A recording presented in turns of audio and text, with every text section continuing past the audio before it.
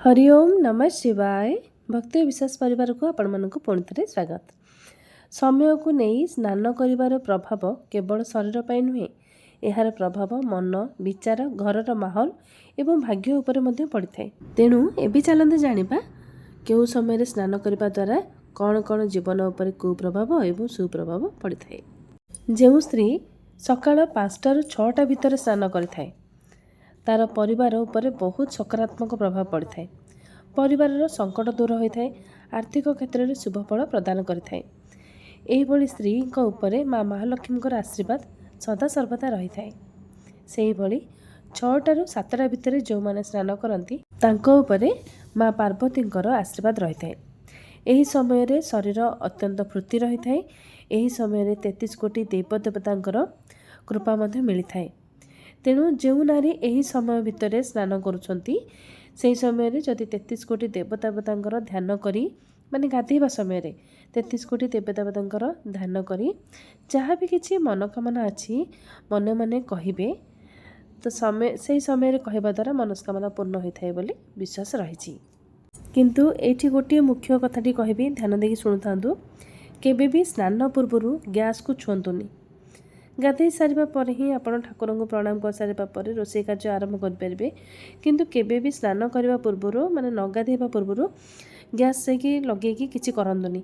जेमिति कि बहुत लोकंर अभ्यास अच्छी चाह पीवा बेड टी जोटा कहते अगाधर चाह पीवा। तो चाह केमती बनइबे आपण तो गैस को जाइकी माने गैस लगे तो चाह बनइले पीबे ना। तो केबे भी से भूल करंतुनी। आपण गाधे सारिकी ठाकुर को प्रणाम करके माने गैस पाखे छिड़ा होकर ठाकुर को प्रणाम करके चाह बनईकी पियंतु बहुत भल।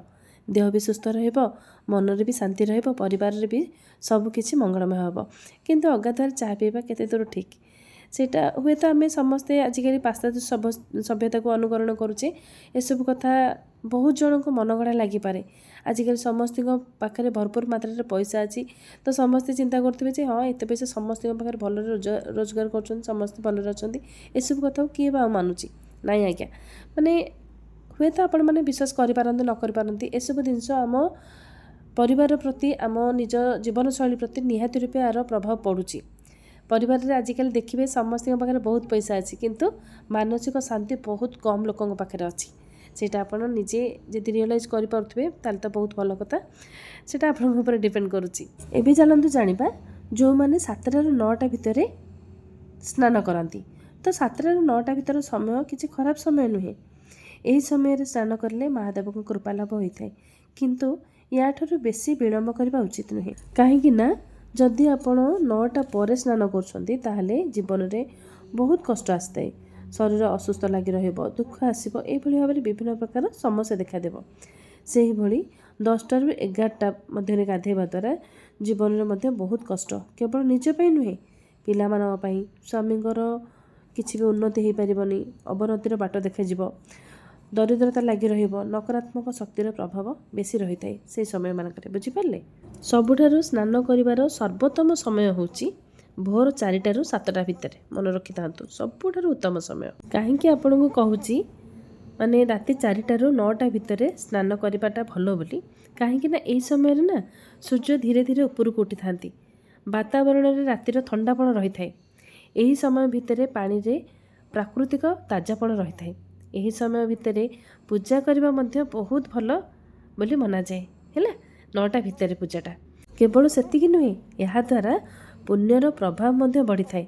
यही समय जल रे सूर्य एवं चंद्रकर उभयंकर ऊर्जा रही है। यह द्वारा बॉडी रे हार्मोनाल बैलेंस मध्य ठीक रही है। किंतु 9टा ରୁ 11ଟା गाधेवा बिल्कुल भी ठीक नुहे यह द्वारा मानसिक एवं आध्यात्मिक लाभ मिल न था। आप निजे चिंता करूँ जितेबाला आपंकर गाधुआ लेट हो जाए ठाकुर पूजा विलम्ब हम से आपको केते चिड़चिड़ न लगे एत लेट होगा मुझे पूजा करी के कौन करी गोटे मानसिक स्थिरता रुहे पूजा कर आग्रह आसेनी। एक ठीक ना ना आपण मानकर जदि केबे विलम्ब होउथिबा आपण मान निजे अनुभव करि पारुथिबे। तो ये तो गला सकाळ कथा। एबे चलते जानिबा संध्यार केउ समय स्नान करबा भल एवं खराब। मन रखि थांतु संध्या 5टा पर स्नान करबा द्वारा परिवार रे अकाल मृत्यु आसी थाए।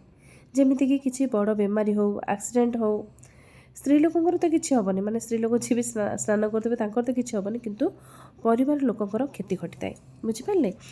ରାତିରେ ବି ସ୍ନାନ କରିବେନି, କାହିଁକି ନା ରାତିରେ ସ୍ନାନ କରିବା ଦ୍ୱାରା ବୈବାହିକ ସମ୍ପର୍କରେ ଅଶାନ୍ତି ବଢ଼ିବ, ସନ୍ତାନ ରହିବାରେ ବି ବ୍ୟାଘାତ ସୃଷ୍ଟି ହୋଇପାରେ।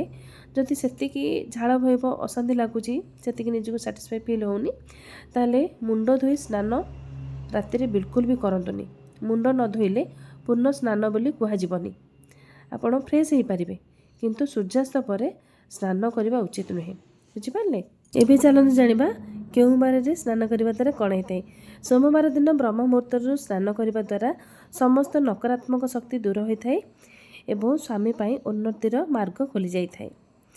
ମଙ୍ଗଳବାର ମୁଣ୍ଡ କେବେ ବି ଆପଣ ସାବୁନ କିମ୍ବା ସାମ୍ପୁ କରିବେନି, ମାନେ ସଫା କରିବେନି। ମୁଣ୍ଡ ଆପଣ ଧୋଇପାରିବେ, ମଙ୍ଗଳବାର ଦିନ ଆପଣ କେବେ ବି ସାମ୍ପୁ କରିବେନି। ସେହିଭଳି ଶନିବାର ଦିନ ତେଲ ଲଗାଇ ସ୍ନାନ କଲେ ଏହାଦ୍ୱାରା ଶନିଙ୍କର କୃପାଲାଭ ହୋଇଥାଏ। ରବିବାର ଦିନ ଗଙ୍ଗା ଜଳ ମିଶାଇ ସ୍ନାନ କରନ୍ତୁ। ସୂର୍ଯ୍ୟଦେବଙ୍କୁ ଶୀଘ୍ର ଜଳ ଅର୍ପଣ କରନ୍ତୁ, ଯେହେତୁ ରବିବାରଟା ହେଉଛି ସୂର୍ଯ୍ୟଦେବଙ୍କ ବାର, ପ୍ରିୟ ବାର, ତେଣୁକରି ଶୀଘ୍ର ସ୍ନାନ କରି ଆପଣ ଜଳ ଅର୍ପଣ କରନ୍ତୁ। ଚେଷ୍ଟା କରନ୍ତୁ 9ଟା ଭିତରେ ଆପଣ ଯେମିତି ହେଲେ ପୂଜା କାର୍ଯ୍ୟ ସାରିବା ପାଇଁ। ତ ଭିଡ଼ିଓ ଶେଷ କରିବା ପୂର୍ବରୁ ଏଠି ସବୁଠାରୁ ମୋଷ୍ଟ ଇମ୍ପୋର୍ଟାଣ୍ଟ କଥା କହି ରଖୁଛି କି କାହିଁକି ଶାସ୍ତ୍ରରେ ଅଗାଧୁଆରେ ସ୍ତ୍ରୀ ଲୋକମାନଙ୍କୁ ରୋଷେଇ କରିବା ପାଇଁ ମନା କରାଯାଇଛି। ଅଗାଧୁଆରେ ପ୍ରସ୍ତୁତ ହୋଇଥିବା ସମସ୍ତ ବ୍ୟଞ୍ଜନ ସେଥିରେ ଦୋଷ ସୃଷ୍ଟି ହୋଇଥାଏ, ଯାହାଦ୍ୱାରା କି ହେଲ୍ଥ ଇସ୍ୟୁ ବହୁତ ଦେଖାଦିଏ, ତା ସହିତ ଘରେ ଦାରିଦ୍ରତା ମଧ୍ୟ ବଢ଼ିଥାଏ। ତ ଆଶା କରୁଛି ଆଜିର ଭିଡ଼ିଓଟି ଆପଣମାନଙ୍କୁ ପସନ୍ଦ ଆସିବା ସହିତ ଭିଡ଼ିଓରେ ଯାହା ବି କିଛି କହିଛି ତାର ମର୍ମକୁ ମଧ୍ୟ ଆପଣ ବୁଝିପାରିଥିବେ। ତ ଆଜିର ଭିଡ଼ିଓଟିକୁ ମୁଁ ଏଇଠି ଶେଷ କରୁଛି। ପୁଣି ଦେଖା ହେବି ଆପଣମାନଙ୍କ ସହିତ ଆଉ କିଛି ସୁନ୍ଦର ଭିଡ଼ିଓରେ। ଆଜି ପାଇଁ ରହିଲି, ନମସ୍କାର।